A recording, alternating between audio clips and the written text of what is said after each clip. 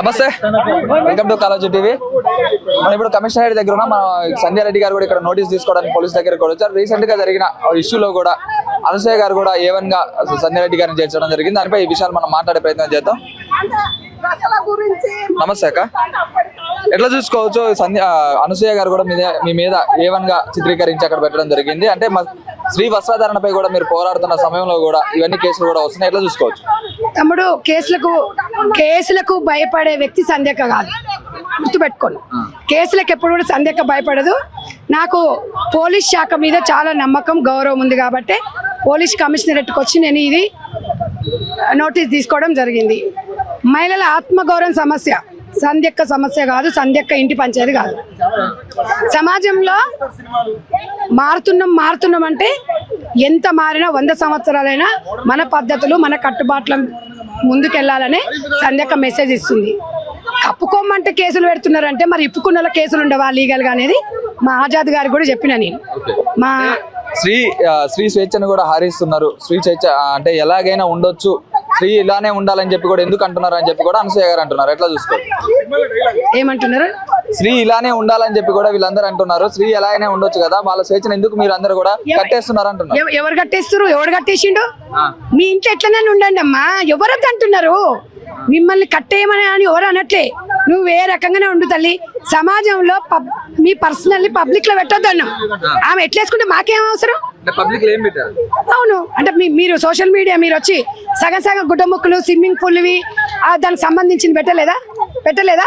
దాని మీద ఈ ఫోన్ ఉంది తమ్మి, నీ కొడుకు ఇప్పుడు LKG UKG అనుకుందాం, వాడికి ఇప్పుడు ఆన్లైన్ క్లాస్ అని ఫోన్ ఇస్తున్నావు. వాళ్ళ ఇంట్లో ఏం నేర్చుకోమంటావు? నువ్వు ప్రైవేట్ లో ఇంట్లో పబ్లిక్ ప్రైవేట్ రెండు ఉంటాయిగా. పబ్లిక్ లోకి వచ్చిన తర్వాత అందరము స్పందిస్తాం కదా. నీ ఇంట్లోకి వచ్చి నీ డోర్ కొట్టి తొంగి చూస్తే తప్పు. నువ్వు పబ్లిక్ లో పెట్టి ఎవరు అనొద్దు, ఎవరు రియాక్షన్ కావద్దు, నేను గిట్లనే ఉంటా, ఎవరు ఏమనొద్దు, ఏ మొగోడు ఎట్లా అనొద్దు, ఎవరు స్పందించొద్దు అంటే ఎట్లా? అసలు నువ్వు ఇవాళ సమాజంలో అందరిని మహిళలని నువ్వు అసలు అనగదొక్కుతున్నావు. నువ్వు ఒక్కదానివే ఉన్నావా? నేను మీ పేరు చెప్పలేదే, మేము కేసులు పెట్టినావు. లీగల్ గా పోదాం, లీగల్ గా నీ మీద ఉండవు కేసులు. సంధ్యక్క ఒక్కటి కాదు, మదర్ ఫౌండేషన్ 3 లక్షల మంది ఉన్నాం, మేమందరం కేసు పెడతాం. నీ పరిస్థితి ఏంది చెప్పండి? ఇవాళ నన్ను రోడ్డు మీదకి తీసుకొచ్చినావు, నువ్వు ఇంట్లోనే ఉన్నావు. నువ్వు సగం డ్రెస్సులు వేసుకొని ఏమో నువ్వు ఇంట్లోనే కూర్చున్నావు. సగం డ్రెస్సులు వేసుకొని ఇన్స్టాలో పెట్టి పోస్టులు చేసి తమాషాలు చూస్తున్నావు. అయినా కానీ ఇప్పుడున్న సిచ్యువేషన్ లో ఫిలిం ఇండస్ట్రీలో కూడా చాలా మంది కూడా మళ్ళీ అదే వస్త్రాధారణ వేసుకుంటున్నారు. అలాగే అనసూయ కూడా ఒకవేళ నేను బట్టలు లేకుండా నగ్నంగా నిలబడ్డా గానీ మగాడి చూపు అనేది కూడా వంకర ఉండకూడదు అని చెప్పి కూడా అంటున్నారు, ఎట్లా చూసుకోవచ్చు? చెప్పాలి, నేనేం చెప్తాగా. మగోళ్ళ దగ్గరకు పోతే మగోళ్ళు స్పందించాలి తమ్మి, కాదు అవునా కదా? ఇప్పుడు మగోళ్ళు వచ్చి చెప్పాలి స్పందించొద్దు అంటే మరి స్పందించారని నా తమ్ముళ్ళు చెప్పాలి. నా విషయం నేను మాట్లాడదలుచుకోలేదు. మహిళల ఆత్మగౌరవం దెబ్బతింటే మాత్రం సంధ్యక్క ఊరుకోదు. మహిళల ఆత్మగౌరవం కోసం ఎంత దూరమైనా పోతాను. అంటే కేసులన్నీ కూడా పెడుతూ ఉన్నారు. అలాగే మీడియా ఛానల్ పై కూడా కొన్ని కేసులు అయితే పెట్టడం జరిగింది కదా, వీటన్ని డిజిటల్ మీడియా తరఫున సంధ్యక్క ఉంటది. మీరందరు నా తమ్ముళ్ళు అక్కలకు సపోర్ట్ చేసిరు, చెల్లెళ్ళకి సపోర్ట్ చేసిరు, అమ్మలకు సపోర్ట్ చేసిరు, మీ కుటుంబంలో ఉన్న బిడ్డలకు సపోర్ట్ చేసిరు. అనసూయకు సపోర్టింగ్ కూడా మీరు చేస్తేనే ఆమె ఈ రేంజ్కి వచ్చింది. అది మంచి మర్చిపోయింది. ఇవాళ చెడు నువ్వు చేస్తుంది తప్పమ్మా అని చెప్తే ఇవాళ మిమ్మల్ని తిట్టింది, మిమ్మల్ని తిట్టింది, అందరినీ తిడుతుంది. మరి ఆ ఒకటే కరెక్టా? శివాజీ గారు మంచిగా నిండుగా గుడ్డలు కప్పుకుంటారు, కేసు అయింది కదా, ఎట్లా చూసుకోవాలి? కేసు ఏమైంది? ఆయనది మహిళా కమిషన్ పిలిచింది, విచారణ చేసింది, పంపించింది. ఏదేమైనా కూడా మా సోషల్ మీడియా తమ్ముళ్ళు అందరు ఒక మార్పు అయితే తెచ్చిరు. ఇలా హీరోయిన్ సీరియల్ కట్టుకొని అయితే వస్తారు. పర్వాలేదు, 100% మంచి జరిగింది. నా వల్ల కాదు, సమాజంలో నాలాంటి మహిళల వల్ల ఇంకా మంచి జరగాలని సంధ్యక్క కోరుకుంటున్నారు. ఏం చెప్పదలుచుకున్నారు ఈ విషయం పైన? లీగల్ గా పోరాడదాం అనుకున్నారు, కాంప్రమైజ్ అయ్యే పరిస్థితి? దేనికి కాంప్రమైజ్? 41A ఇచ్చారు, దీని వివరణ ఇవ్వమన్నారు. మా అడ్వకేట్ ద్వారా వివరణ ఇస్తా. తప్పకుండా సమాజంలో సంధ్యక్క ప్రశ్నించే గొంతు అయి ఉంటది. ఓకే, ఒకవేళ కాంప్రమైజ్కి వస్తే ఏం కాంప్రమైజ్? ఆమె కాంప్రమైజ్ కావాలి. అదే ఆమె కాంప్రమైజ్ రమ్మనండి. ఈ సమస్యను మనం పెద్ద చేయాలని లేదు. ఈ రోజు సంజయ్ రెడ్డి గారి తరపున పోలీస్ కమిషనర్ రెడ్డి గారికి రావడం జరిగింది, సిసిఎస్ సైబర్ క్రైమ్ వారికి. ఏంటంటే ఎఫ్ఐఆర్ నెంబర్ 81, అప్పుడు ఎవరైతే అనసూయ గారు ఎవరైతే ఉన్నారో డిఫెక్ట్ కంప్లైంట్ అంటారు ఆమెని. సో ఆమె గతంలో ఇచ్చిన ఏదైతే కంప్లైంట్ ఏదైతుందో దాని మీద బేస్ చేసుకుని ఎఫ్ఐఆర్ నమోదు చేయడం. అది క్రైమ్ నెంబర్ 81 2026. సో దీని ప్రకారంగా ఏంటంటే ఒక ప్రొసీజర్ అనేది ఉంటుంది. దాని ప్రకారంగా అంటే 41A, ఇప్పుడంటే 35 BNS అనుకోండి. దాని ప్రకారం ఇవన్నీ బిలో 7 years నేరాలు కాబట్టి ఏమనిగా ఉంచారు. ఫస్ట్ ఏమన్ సో ఏమని కాబట్టి ఈమెకి అంటే నా యాక్చువల్ నోటీసులు తీసుకున్న పోలీసు వారు కబుర్ చేయడం జరిగింది. సో పోలీసు వారు ఇన్ఫర్మేషన్ ఇవ్వడం వల్ల ఇప్పుడు ఆమె తరపున మేము రావడం జరిగింది. లోపలికి వెళ్ళాము, ఇక ఒక నోటీస్ కూడా తీసుకున్నాం. నోటీస్ తీసుకున్నాము. సో అంటే జనరల్గా మీకు తెలియదు 41A నోటీస్ అంటే ఎందుకు, ఏం జరిగింది, ఎలా, దీనికి సంబంధించి మన ఎక్స్ప్లెనేషన్ మన ఏంటో అడుగుతున్నారు. సో దాన్ని మేము తయారు చేయడానికి సిద్ధంగా ఉన్నాము. ఇంకోటి అంటే మీ ద్వారా నేను అందరికి పిలుపునిచ్చేది ఏంటంటే దాదాపు ఎఫ్ఐఆర్ నేను చూశాను, దాదాపు 30+ చిల్లర ఉన్నారు. అంటే మీడియా వాళ్ళ మీద కూడా కొన్ని ప్రైవేట్ ఛానల్స్ వేశారు. సో ఎవరన్నా ఉంటే నేను కాంటాక్ట్ అవ్వమన్నా, ఎలా పనిలో పని ఇది కాబట్టి నేను ఫ్రీ లీగల్ ఎయిడ్ ఇస్తానని అందరూ ఈ సందర్భంగా చెప్తున్నాను.